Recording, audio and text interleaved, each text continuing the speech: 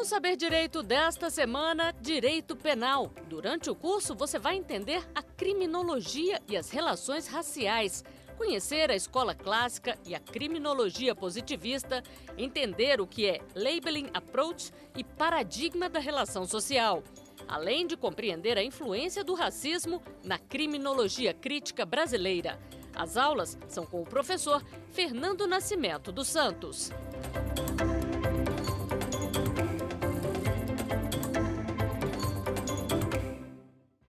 Olá pessoal, sejam bem-vindos a mais um programa do Saber Direito aqui na TV Justiça. Aqui é o professor Fernando Nascimento, sou advogado público e criminalista e estamos falando sobre criminologia, mais especificamente a criminologia crítica e o racismo. Já estamos na nossa quarta aula. Durante as nossas primeiras aulas, demos uma abordagem geral sobre a criminologia enquanto disciplina, é o que fizemos na primeira aula, na aula 1. Depois avançamos para os conceitos gerais sobre o racismo e as relações raciais. E na última aula, que foi a terceira aula, nós abordamos as primeiras escolas criminológicas, mais especificamente a escola clássica e a escola positiva, ou escola positivista da criminologia. Fechamos, então, trazendo os principais aspectos dessas escolas, essas escolas que, de alguma forma, consolidam o que a gente chama de ideologia da defesa social. E na aula de hoje, que é a nossa quarta aula, nós vamos avançar na evolução do pensamento criminológico, abordando a teoria do Labeling Approach e o paradigma da reação social. Vejam vocês que a gente vai fazer um pulo, vai dar um salto em algumas escolas criminológicas, mais especificamente as teorias do consenso. Por razões metodológicas, optamos por abordar o paradigma da reação social por uma razão muito simples. Este paradigma constitui uma verdadeira revolução no pensamento criminológico.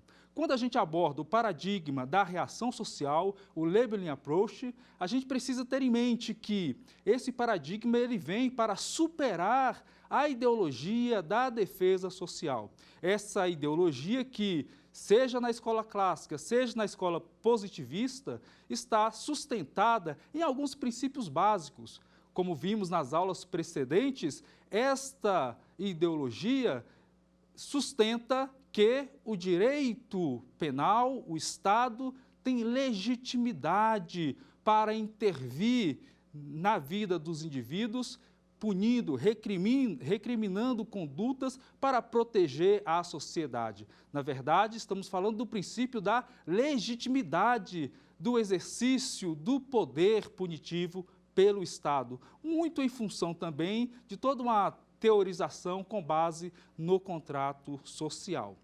Esta ideologia também está sustentada numa ideia de bem e mal, o princípio do bem e do mal. Pressupõe uma sociedade harmônica, que partilha valores comuns e, de um lado, o indivíduo que pratica o mal, pratica algo que aquela sociedade reprova. É como se o desvio nesse contexto representasse o mal e a sociedade harmônica que partilha valores comuns representassem o bem. O princípio da legitimidade e o princípio do bem e do mal. Outro princípio marca bastante essa ideologia da defesa social, que é a noção de culpabilidade que advém pela concepção de que os indivíduos são portadores de uma racionalidade e em razão do uso do livre-arbítrio, quando o indivíduo opta por praticar determinadas condutas, em relação a esta conduta, deverá o Estado, deverá a sociedade reagir, aplicando a pena correspondente. Mais do que isso, esta ideologia da defesa social está sustentada também numa ideia de finalidade ou de prevenção. Por que isto? Porque além da função meramente retributiva, como a reação ao mal causado pelo indivíduo, o crime e a pena correspondente, na verdade a criminalização e a sanção, tem também uma função de prevenção, de correção, de intervenção naquele indivíduo para resgatá-lo, reeducá-lo ou, a depender da escola criminológica, neutralizá-lo ou, de alguma forma, ressocializá-lo, reeducá-lo para que ele possa voltar, se for o caso, ao seio social.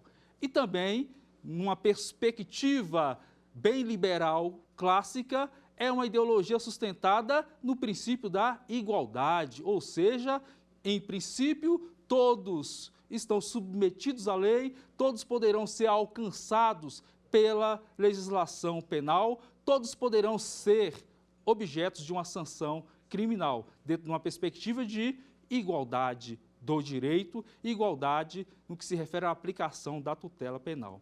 E, por fim, esta ideologia da defesa social está, nesse contexto todo, sustentada também no princípio do interesse social e do direito natural. Ou seja, é preciso que a sociedade adote instrumentos para proteger aqueles valores básicos, essenciais, comuns àquele corpo social. É esta principiologia que é posta em xeque com a nova forma de pensar do saber criminológico que nós vamos ver na aula de hoje, que é o Labeling Approach, ou seja, superar esse modelo de ciência jurídica integrada, uma ciência jurídica aliada a uma concepção geral do homem, universalista, portanto, e à sociedade. É este modelo coeso, esse modelo de ciência jurídica integrada que sustenta essa ideologia, ou é sustentada, na verdade, pela ideologia da defesa social, que o Labeling Approach vem colocar em xeque. Nesse sentido, a criminologia clássica, positivista, sustentada nessa ideologia da defesa social, ela, como diriam os juristas, o direito penal, é que essas definições do comportamento criminoso é como se tivesse uma pré-existência, uma qualidade criminal que existisse objetivamente. E esses valores sociais universalmente compartilhados é que seriam o objeto aí da ação e também a função do direito penal, proteger, assegurar a convivência pacífica da sociedade e esses valores pretensamente universais. E por essa razão que essa ideologia da defesa social e essa criminologia clássica e também a positivista vão basear a sua análise, os seus estudos em algumas perguntas clássicas, voltadas basicamente para o criminoso e, em alguma medida, para o crime, mas mais especificamente ao criminoso. Perguntas clássicas dessa ideologia da defesa social, perguntas clássicas para a criminologia clássica e também positivista. Quem é o criminoso? Como este criminoso, como esse delinquente se torna desviante? E, dentro de uma perspectiva de prevenção e de controle, de neutralização desse desviante, com que meios se poderia exercer o controle sobre o criminoso? Nesse contexto, o paradigma da etiologia, ou paradigma etiológico dessa criminologia positivista, ela está sustentada numa busca de explicação das causas do crime, das causas da criminalidade. Por isso, uma teoria causal explicativa. O enfoque, então, desses estudos está sobre o criminoso, sobre aquele que é controlado. Este que é o enfoque dos estudos da criminologia positivista. Mais adiante, dando um passo aí muito em função dos estudos na escola de Chicago, algumas teorias começaram a ser desenvolvidas que os manuais de criminologia chamam de teoria do consenso, porque são teorias baseadas numa visão estruturalista e funcionalista da sociedade, mas que já representam, em alguma medida, uma superação dessa ideologia da criminologia positivista. Vejam vocês, por exemplo, se partirmos da ideia de anomia que Durkheim trata nos seus estudos, já se coloca em xeque essa noção de bem e o mal. É uma negação, portanto, do princípio do bem e do mal. Se a gente pensar também nas ideias que o Merton traz nas suas noções de bens culturais, já coloca em xeque também essa noção de indivíduo versus sociedade, indivíduo contra a sociedade. É também uma negação dessa principiologia básica da ideologia da defesa social. A igualdade, ou essa noção de universalidade, mas principalmente de igualdade do exercício da tutela penal, é posta em xeque também por essas teorias do consenso, quando trabalha, por exemplo, a associação diferencial, quando Sutherland vai tratar sobre os criminosos de colarinho branco. Vê-se que, naquela teoria, já é demonstrada uma certa desigualdade na condução ou no exercício do poder punitivo. E mais ainda, quando a gente pensa nas teorias da subcultura criminal, também compondo essas teorias do consenso, já há também um afastamento, uma negação do princípio da culpabilidade. Vejam vocês que já na teoria do consenso, portanto, já temos aí uma negação ou uma superação de vários dos princípios que nós acabamos de falar sobre o que sustenta a ideologia da defesa social. Mas é na teoria do conflito, no paradigma da reação social, que ocorre o que Alessandro Barata vai chamar de verdadeira revolução de paradigma. Porque no Labeling Approach, que nós vamos aprofundar na aula de hoje, e na criminologia crítica, há uma virada de perspectiva que coloca em xeque toda essa ideologia da defesa social.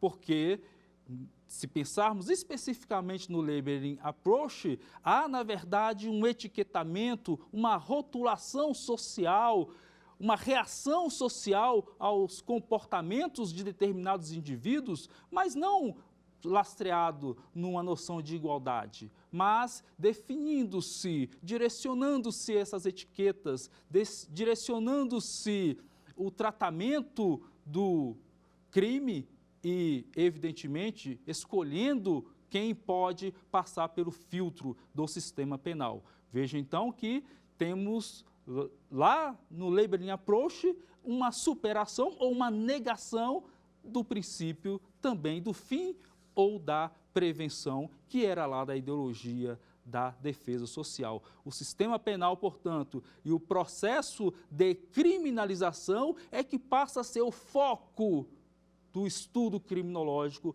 no paradigma da reação social, mais especificamente no Labeling Approach. Ou seja, como disse agora há pouco, lá na criminologia positivista, lá na ideologia da defesa social, o foco dos estudos criminológicos era o criminoso, era a pessoa controlada. Aqui, no Labeling Approach, nós vamos perceber que o foco muda, porque agora os estudos criminológicos passam a concentrar esforços sobre o controle social, sobre quem controla essas pessoas, quem define o que é crime, ou seja, os efeitos de estigmatização, os efeitos estigmatizantes da atuação das agências de controle social, que acaba tendo, por conta dessa atuação, uma função constitutiva da própria criminalidade. Já a criminologia crítica, aproveitando desses estudos do paradigma da reação social e do Labeling Approach dá um passo adiante, porque se no Labeling Approach já identificamos que não há uma igualdade, que há, no âmbito da esfera política, uma desigualdade na distribuição desses bens negativos, desses efeitos criminalizantes, desses efeitos estigmatizantes. Quem pode ser criminoso? Quem é definido como criminoso? Não era baseado, já no Labeling Approach, numa perspectiva igualitária, muito antes, pelo contrário, numa perspectiva seletiva. Mas a criminologia crítica vem agregar a esses estudos uma pesquisa mais abrangente, pois não se pode entender o crime e entender esse processo de criminalização e de estigmatização das pessoas mais vulneráveis, sem levar em consideração as condições estruturais, político e econômicas da sociedade. Vejam vocês, portanto, que nessa perspectiva a criminologia crítica avança na perspectiva do Labeling Approach, trazendo outros elementos para a nossa análise. É por isso que Barata chama de verdadeira revolução de paradigma, pois não se pode mais conceber o estudo da ação do sistema penal, essa ação que define as regras, que define o que é crime, que define como e quem pode exercer o poder punitivo, que define também o status de delinquente, sem levar em consideração todas essas questões que transcendem o aspecto jurídico penal e precisa, portanto, de outros elementos da estrutura econômico-social. Neste momento, vou concentrar a nossa análise no paradigma da reação social, no Labeling Approach. Na última aula, nós vamos retomar, abordando um pouco mais a fundo a criminologia crítica. Vejam vocês que o Labeling Approach, ele tem ou é influenciado, o Barata chama de orientação sociológica. Quais são as influências que, em termos de correntes, de ideias, com base nas quais o Labeling Approach desenvolveu essa teoria? E eu quero destacar duas correntes de pensamento que influenciaram os pensadores do Labeling Approach. A primeira corrente de pensamento vem da sociologia e da psicologia, que está focada na análise da formação da identidade dos indivíduos, da personalidade do indivíduo e o meio social, mais especificamente a interação social. A primeira corrente de pensamento, portanto, é o interacionismo simbólico. Esse interacionismo simbólico, os pensadores que desenvolveram os estudos nessa seara, entendem que a sociedade, e por que não dizer a realidade social, ela é constituída por uma infinidade de interações sociais, de interações concretas entre indivíduos. Indivíduos que, ao interagir com o meio social, há uma espécie de troca, de receptividade, de apreensão de signos, de significados, de significações, a partir das quais o sujeito, o indivíduo, forma a sua própria identidade, a sua consciência do ser, a consciência do que ele é, da autoconsciência e da própria formação, portanto, da sua personalidade, que se dá sempre nesse processo de interação simbólica que envolve um processo de símbolos, trocas, apreensões de signos, gestos, e a linguagem, que é um sistema simbólico por excelência, vai exercer um papel preponderante nessa significação ou nessas significações e ressignificações que os indivíduos vão formando ao longo da sua vida, no bojo do qual ou no conjunto das quais emerge a sua identidade, a sua personalidade. Tem aí uma autocompreensão de si, ou uma autoconsciência, que seria o eu, mas o indivíduo também é moldado pelo que a sociedade espera dele, pelos comportamentos que a sociedade espera dele, pela visão que a sociedade tem dele. E muitas vezes o indivíduo, ele passa a se ver não apenas a partir do eu, mas também a partir de como ele imagina que a sociedade também pensa sobre ele.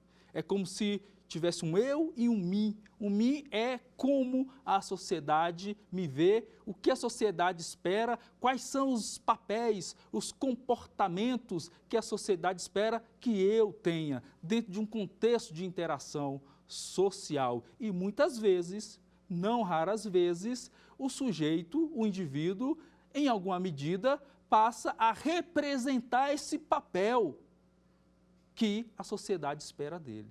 Ele passa a agir também de acordo com o que a sociedade espera dele. Então veja que nesse processo de interação, nesse interacionismo simbólico, há, de certa forma, uma dialeticidade, uma postura ou uma interação que é reflexiva também. O indivíduo pode eventualmente influenciar no seio social, pode influenciar também, pode ser em alguma medida determinante na sua personalidade, mas ele, em muita medida, ele é também reflexo, condicionado a papéis que as pessoas, que a sociedade espera dele.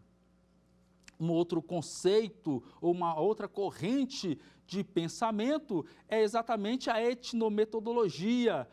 Está relacionada com essa interação social também, porque para os etnometodólogos, a sociedade não é uma realidade objetiva.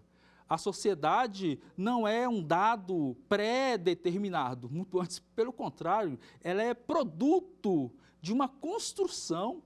É produto de uma construção social que se dá no contínuo, no cotidiano das interações sociais. É obtida, portanto, a construção dessa sociedade a partir de processos, desses mesmos processos de definição, de tipificação, de símbolos, ou seja, a partir desta interação que também é, nesse contexto, simbólica.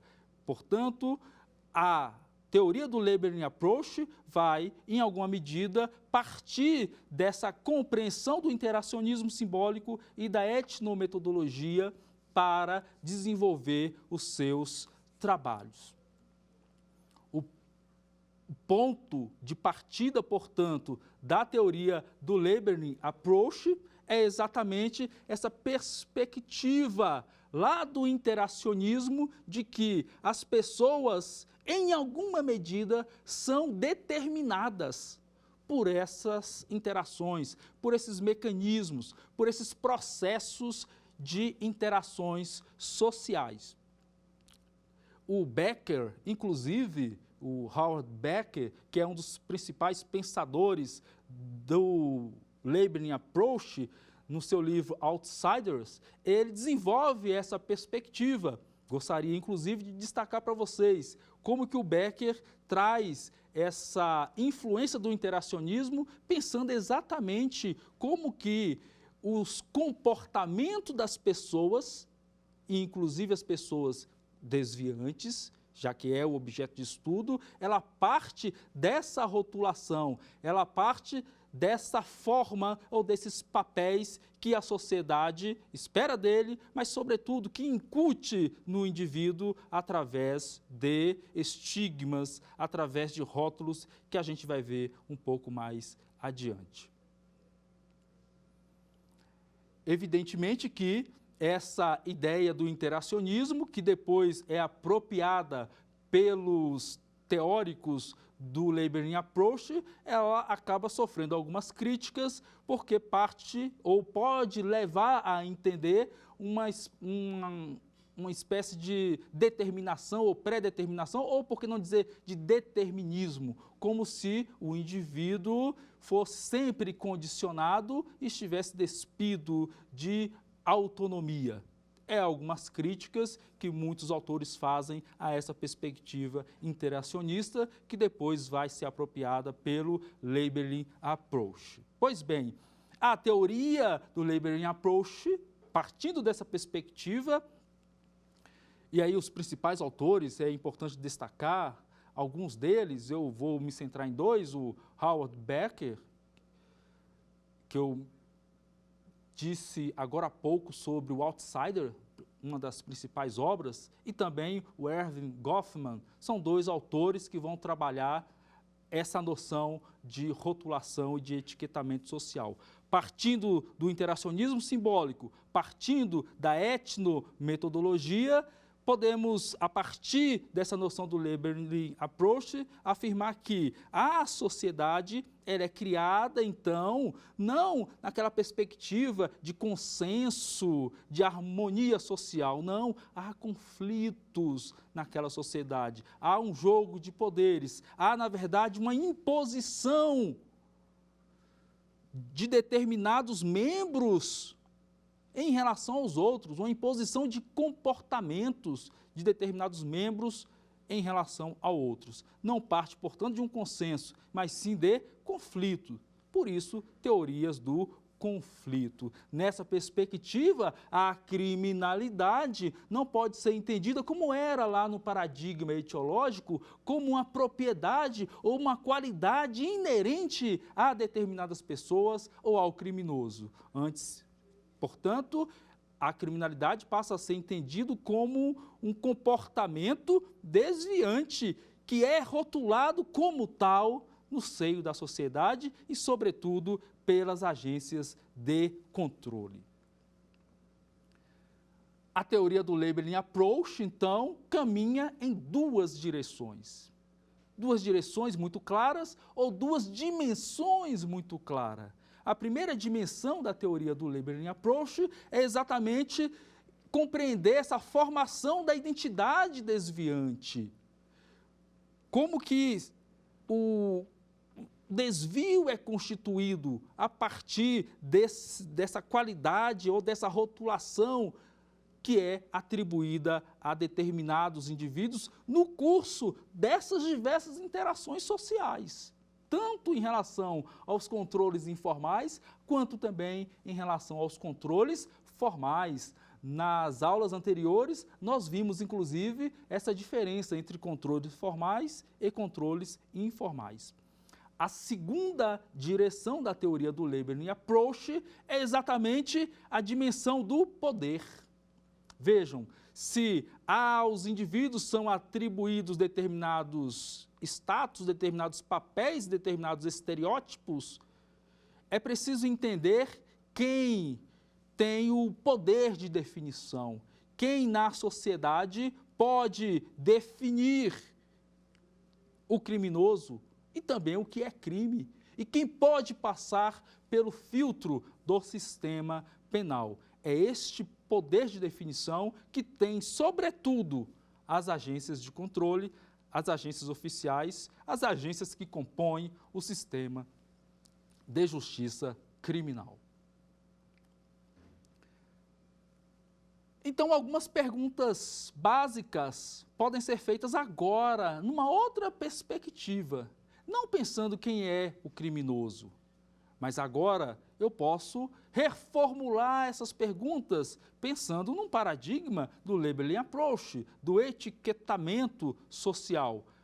Quais pessoas são rotuladas, são etiquetadas como autores desses crimes? É uma pergunta interessante para ser feita aqui no paradigma da reação social.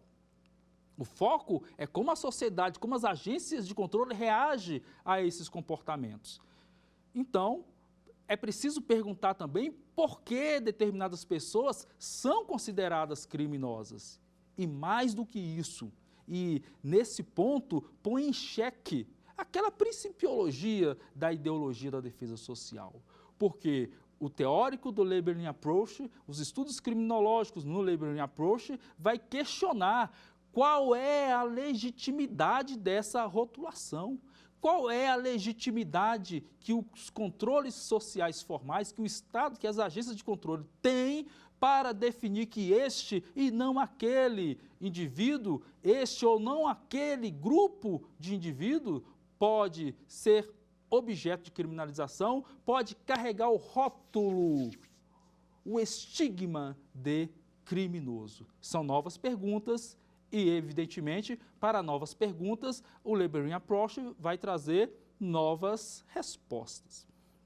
Nesse aspecto, a estigmatização ela ganha uma importância muito grande para o estudo do Labeling Approach.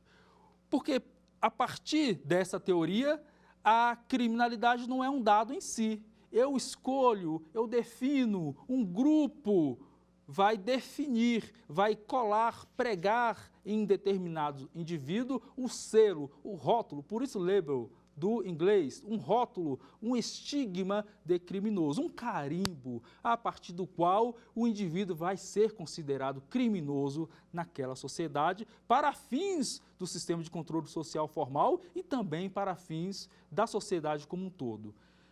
Podemos pegar como exemplo, e aí os estudos iniciais do Labeling Approach também pega a questão do uso de drogas nos Estados Unidos e a forma diferenciada com que se tratava o uso da maconha e o uso de cocaína, o uso de drogas por pessoas menos privilegiadas, menos favorecidas, que era um objeto mais preferencial de criminalização, enquanto determinados tipos de drogas utilizados pelas classes mais altas eram afastados desse rol de drogas ilícitas ou tinha uma criminalização, uma repressão mais branda por parte do Estado. Quando a gente pensa aqui no Brasil, essa questão da droga ou das drogas ou da guerra contra as drogas traz para a gente um conjunto de exemplos que pode ser utilizado aqui para a gente exemplificar a teoria do Labeling Approach.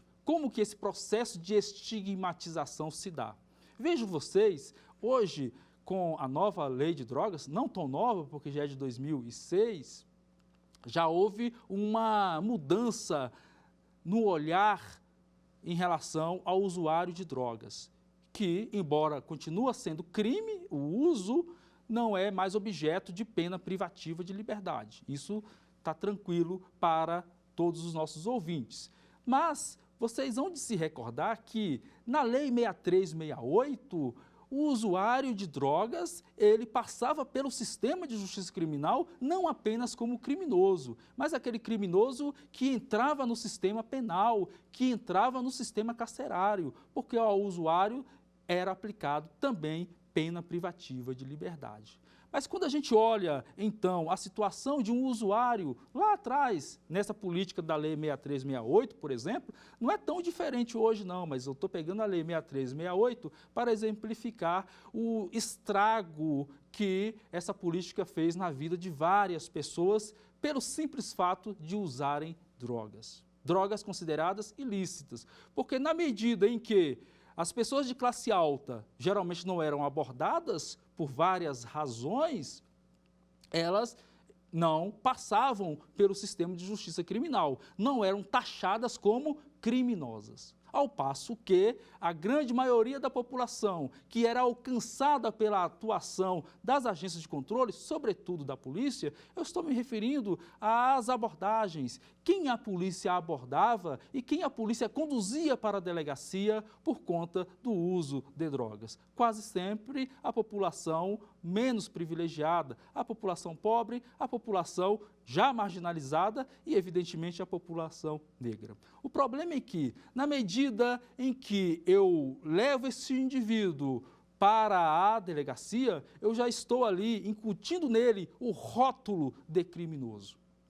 Naquele momento da abordagem, ele já passa a ser tratado pelo Estado, a levar este estigma, este carimbo de criminoso. E aí tem todo um processo degradante pelo qual ele passa na delegacia de polícia, quando vai fazer a lavratura do auto de prisão em flagrante. Depois tem todo um processo desumanizante que é feito também, degradante, num processo penal para apurar se esse indivíduo praticou ou não, de acordo com as regras do direito penal, da lei de tóxicos, aquela conduta materialidade e avaliar a autoria e, portanto, aplicar a pena correspondente. Veja que, pelo simples fato do indivíduo ter sido abordado lá atrás pelo uso de droga, fez com que ele passasse por todo esse processo degradante que desumaniza o sujeito e incute nele, inclusive, o rótulo de criminoso, e a sociedade passa a vê-lo, a partir daquele ato também, como um criminoso. Mas não só isso, porque esse indivíduo, ao entrar no sistema carcerário, ele também sofre um processo de degradação contínua, através de vários rituais próprios do sistema carcerário, que vai fazer com que aquele indivíduo que entrou no sistema carcerário porque estava utilizando drogas, por si só, por aquele ato, esse indivíduo passa a carregar um rótulo de criminoso e dentro do sistema carcerário, que pela ideologia da defesa social teria como condão recuperar o indivíduo e colocá-lo no seio da sociedade ressocializado, vai fazer o contrário. Por meio de vários rituais e pela própria dinâmica do sistema carcerário, o indivíduo sai de lá, evidentemente, socializado. Não para voltar para a sociedade, mas socializado para o crime. E aí começa toda uma outra gama de estigmatização, porque esse indivíduo, ele volta para a sociedade, vai continuar sendo tratado, considerado como criminoso, o estereótipo de criminoso vai acompanhá-lo pela vida inteira. Muitas oportunidades de emprego ser-lhe-á negado porque ele é criminoso. Muitas oportunidades de interações sociais ser-lhe-ão negadas por conta desse rótulo de criminoso. Esse rótulo de criminoso que foi dado a ele por um ato lá atrás, um ato simples de ter usado drogas. E que passa a acompanhar o indivíduo pela vida inteira. E muitas oportunidades não serão concedidas a esse indivíduo de ter uma vida como as outras pessoas por conta deste estigma. Evidentemente que isso pode levar, e quase sempre leva à reincidência. Então vejam, por esse exemplo que eu acabo de dar para os senhores e as senhoras, sobre a estigmatização em relação a este usuário de drogas, a gente pode agora, então, fechar com as ideias do Labeling Approach, porque diz o Becker que esses efeitos da aplicação das sanções no indivíduo, neste usuário, por exemplo, vai implicar neste indivíduo uma verdadeira mudança de identidade social. A forma como as pessoas veem este indivíduo, lembrem-se lá do interacionismo simbólico e da etnometodologia, a forma como a sociedade passa a enxergar esse indivíduo e o processo de estigmatização ao longo da sua vida vai acabar implicando, muitas vezes, não só na forma como a sociedade o vê, mas, em alguma medida, este indivíduo passa a internalizar esse papel de criminoso que a sociedade reservou para ele. Quem traz isso muito claro é outro autor do Labeling Approach, o Lemert, que ele fala sobre essa autoaceitação. É como se o indivíduo que ele recebe essa primeira punição, que depois vocês vão ver que a teoria chama de desviação primária ou delinquência primária, gera uma mudança de identidade social no indivíduo e por esse processo de estigmatização, o indivíduo tende a permanecer neste papel social. É o que o Lemert chama de commitment to desviance. É como se essa aceitação do rótulo de criminoso levasse sim à consolidação de uma carreira criminosa. Evidentemente que, nessa perspectiva, estamos reforçando aquelas ideias interacionistas. Tem um teorema muito utilizado pelos autores, pelos pensadores que vão tratar o Labeling Approach, que vem lá dos interacionistas, se não me engano, William Thomas. O que o Thomas dizia a despeito do interacionismo simbólico? para o William Thomas, se algumas situações são definidas como reais, elas são reais nas consequências, nos seus efeitos. Então vejam, se algumas situações são definidas como reais pela sociedade, elas são reais nas suas consequências. Este é o teorema de Thomas. E o que o Edwin Shur, lá no Labeling Approach, vai fazer? Uma adaptação dessa teoria para afirmar que, se tratamos uma pessoa como criminosa, é provável que ela se torne criminosa. Esta é uma frase bem direta, o que o Labeling Approach vem trazer para a gente. As consequências, os efeitos da estigmatização nessa percepção individual sobre a criminalidade, sobre a delinquência, como a sociedade vê e a influência desta etiqueta ou deste etiquetamento no comportamento individual daquele que foi etiquetado. Beleza, pessoal? Podemos aqui, para finalizar esta aula, trazer então, de forma mais didática, compartimentada, os conceitos básicos dessa teoria. Não podemos, sobretudo aqueles que estão estudando o Labeling Approach, que eventualmente está preparando para uma carreira jurídica, quando estudar o Labeling Approach, precisa se recordar de alguns conceitos básicos. O primeiro conceito básico, que eu gostaria que vocês anotassem, guardassem, memorizassem, é a diferença entre desviação primária e desviação secundária, ou delinquência primária e delinquência secundária. A desviação primária é o primeiro comportamento, a primeira vez que o indivíduo comete um crime e, evidentemente, sofre as consequências da lei penal. Então, o primeiro crime praticado e a primeira punição é o que a teoria chama de desviação ou delinquência primária. A delinquência secundária são os efeitos do cometimento desse primeiro crime. Porque o indivíduo, ao cometer o primeiro crime, ele vai sofrer uma pena e vai passar por um processo de degradação da sua própria identidade, tornando ou fazendo com que essa identidade seja, agora sim, e mais ainda, uma identidade delinquente. Nós estamos falando, portanto, da reincidência, da formação ou da preparação ou dos efeitos desse controle social na formação do delinquente, do criminoso, quando entra no sistema de justiça sobre as ações das agências de controle formal. Delinquência primária, portanto, a primeira conduta. A delinquência secundária está associada, via de regra, às situações de reincidência criminal. Outra conceituação, outro conceito básico para o Labeling Approach é a noção de cerimônias degradantes. Quando estudarem a teoria, estiverem preparando para alguma carreira jurídica, cair alguma questão com cerimônias degradantes, temos que nos recordar dos diversos rituais, dos diversos atos que as agências de controle aplicam e os ritos aplicados àquele indivíduo a partir do momento que ele comete um crime.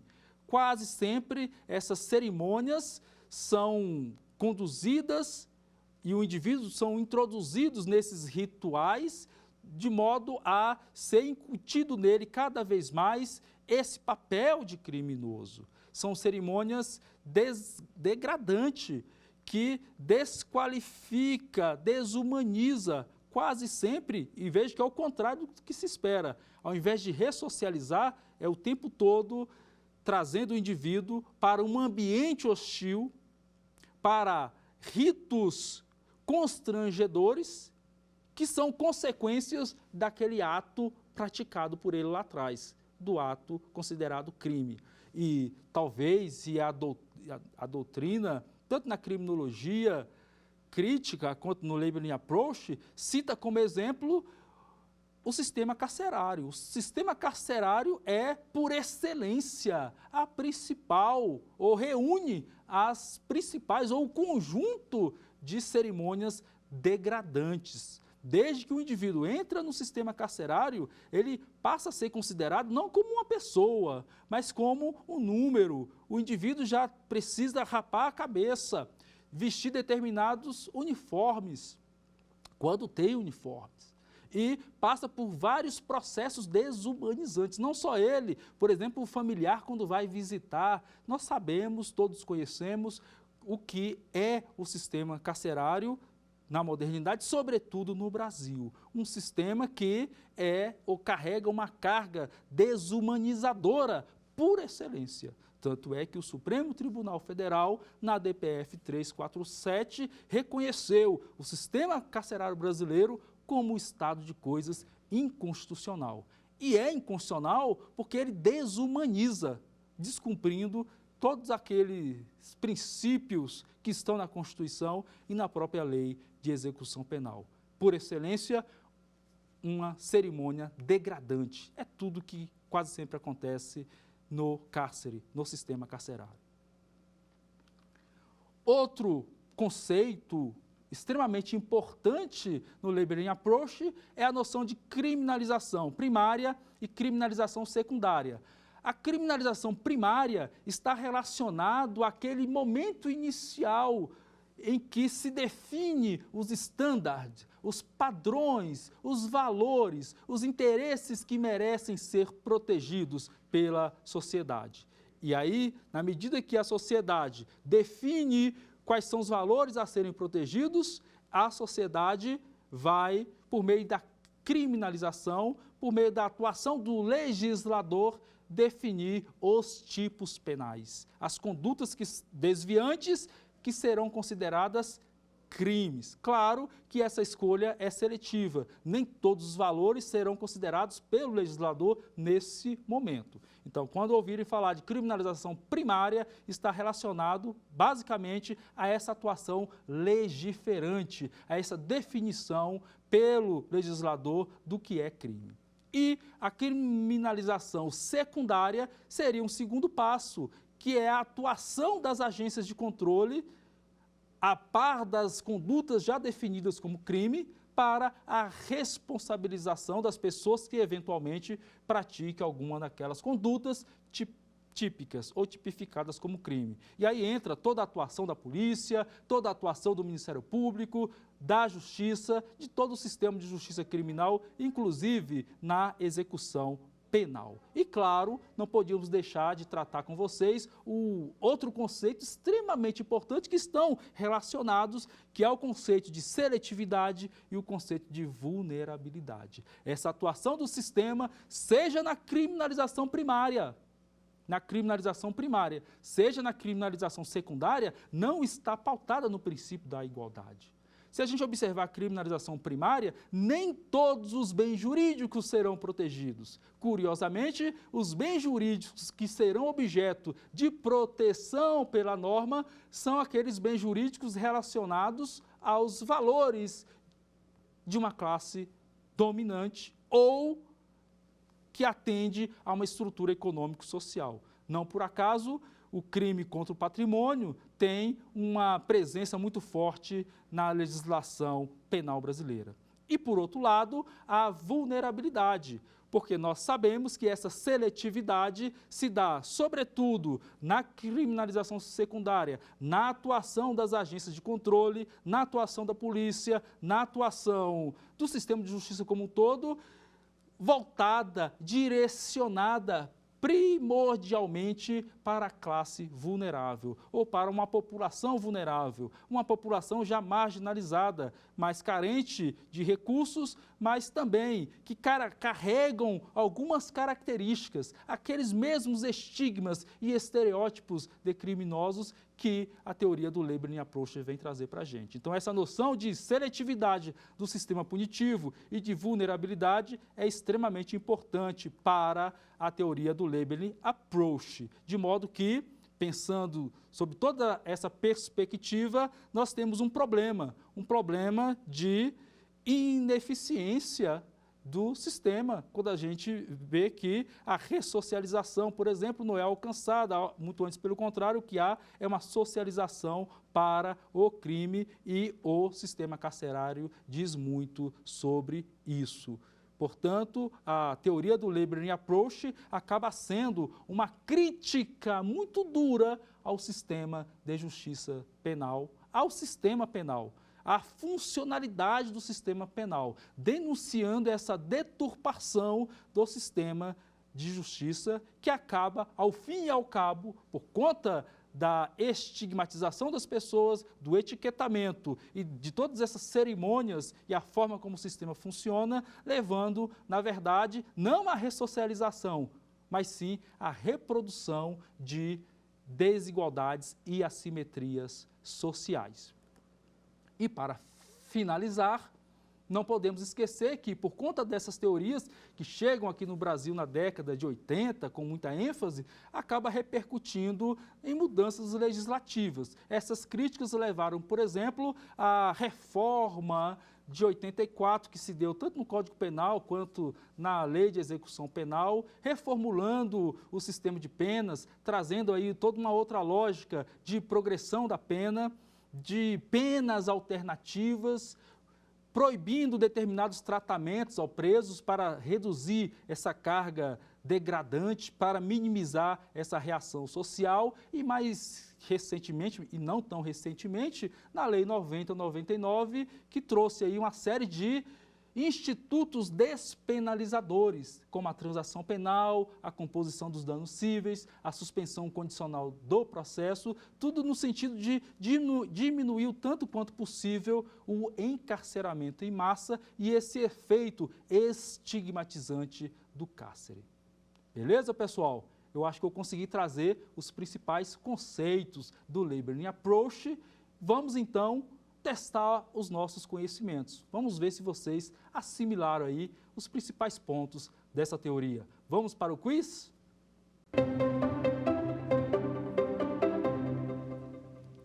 Essa primeira questão trata do Labeling Approach. A tese do Labeling Approach é também chamada de... Qual é a outra expressão a que se refere o Labeling Approach? Letra A, rotulagem primária?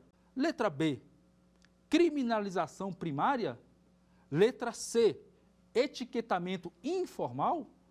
Ou letra D, etiquetamento social? Vamos à resposta? Lembrem-se, pessoal, quando a gente fala de Labeling Approach, label, selo, etiqueta, carimbo, nós estamos nos referindo ao etiquetamento social ou rotulação social. Portanto, a letra D está correta. As outras alternativas estão fazendo uma mistura sobre essas expressões para confundir vocês e que não vão cair nessa, não é isso? Portanto, etiquetamento social. A letra A fala de rotulação primária, misturando os conceitos. A letra B fala de criminalização primária, que não é este o conceito. Nós já vimos o conceito de criminalização primária, que se dá no momento da definição do tipo penal, e etiquetamento informal não tem essa expressão, beleza? Vamos para a próxima questão?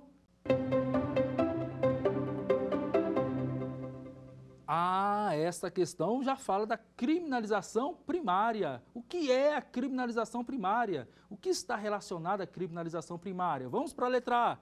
Ocorre no momento da abordagem policial? Letra B. Ocorre no momento da aplicação da pena pelo juiz em um processo criminal? Letra C. Ocorre no momento da criação dos tipos penais pelo legislador? Ou a letra D. Ocorre no momento da execução da pena criminal? E aí, hein? Quando se dá a criminalização primária? Vamos para a resposta? Letra C. Ocorre no momento da criação dos tipos penais pelo legislador. Vejam vocês que interessante. Essa questão trouxe na letra A, na letra B e na letra D exemplos de criminalização secundária. O legislador cria a norma a partir daqueles valores da sociedade, cria a norma, define o que é crime. Criminalização primária, letra C. E as agências de controle vão atuar com base nessa legislação, nesses tipos penais, e vão exercer o controle, exercer o poder punitivo sobre os indivíduos. É exatamente o que faz. O que está na letra A, no momento da abordagem policial, criminalização secundária. No momento da aplicação da pena pelo juiz em um processo criminal, letra B, criminalização secundária. E a letra D, no momento da execução da pena criminal, também criminalização secundária, beleza? Vamos para mais uma questão? A seletividade do sistema penal, outro conceito-chave aí para a teoria do Leberman Approach. A seletividade do sistema penal, letra A, significa a seleção de bens jurídicos penalmente relevantes? Letra B, está relacionada à atuação direcionada do sistema de justiça criminal para grupos vulneráveis? Letra C, sob a ótica da seletividade, raça não constitui variável do problema da criminalidade? E letra D, é sinônimo de vulnerabilidade social. Vamos lá? Qual é a resposta correta? Letra B. O que a letra B traz para a gente? Está relacionada à atuação direcionada do sistema de justiça criminal para grupos vulneráveis. É o que o Leberman Approach traz, e vamos ver mais para frente, a criminologia crítica também, sobre seletividade do sistema penal. E como eu disse agora há pouco, essa seletividade ocorre muito antes já, né? A letra A fala da seleção dos bens jurídicos penalmente relevantes. A seletividade penal não significa isso, embora também na seleção dos bens jurídicos há uma atuação seletiva, mas não é a mesma coisa. Letra C, sob a ótica da seletividade, raça não constitui variável do problema da criminalidade? Ora, se a seletividade, ou com base na seletividade, as agências do sistema de justiça vai atuar de modo diferente sobre os grupos, sobretudo os grupos vulneráveis, é claro que a raça está presente nesse contexto, que vai ser objeto da nossa próxima aula. E letra D, é sinônimo de vulnerabilidade social? Não é sinônimo, embora esteja relacionado. Nós, quando falamos da vulnerabilidade social, estamos falando daqueles grupos que, por uma série de fatores sociais, culturais e econômicos, estão mais vulneráveis, mais suscetíveis à ação do sistema de justiça. Beleza, pessoal? Espero que, durante esta nossa aula, vocês tenham assimilado os principais aspectos do Leberman Approach. Nós tentamos também, nesta aula, fazer uma referência aos princípios básicos da ideologia da defesa social, associando, portanto, ao paradigma etiológico e da escola clássica que vimos na aula anterior e, na verdade, consolida ou vai consolidando uma série de argumentos que vai dar condições para a gente, na próxima aula, quando abordarmos a criminologia crítica, entender o direito penal, o sistema de justiça criminal, numa perspectiva crítica, interdisciplinar e interseccional, que nós anunciamos na primeira aula deste curso. Aguardo vocês na próxima aula.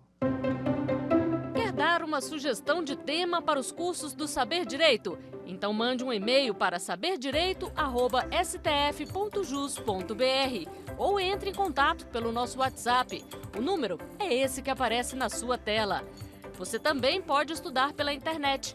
Basta acessar o site tvjustiça.jus.br ou rever as aulas no canal da TV no YouTube, TV Justiça Oficial.